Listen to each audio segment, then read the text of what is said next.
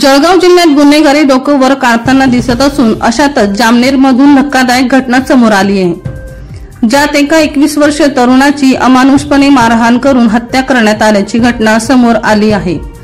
सुलेमान रहीम खान वय 21 वर्ष, राहणार छोटा बेटावद जामनेर असे मयत तरुणाचे नाव असून या घटनेमुळे शहरात तणावाचे वातावरण निर्माण झाले आहे। मिळालेल्या माहितीनुसार सुलेमान खान हा आज दुपारी काही कामानिमित्त जामनेर शहरात आला होता। यावेळी शहरातील एका कॅफेमध्ये काही अज्ञात तरुणांनी त्याला मारहाण केली।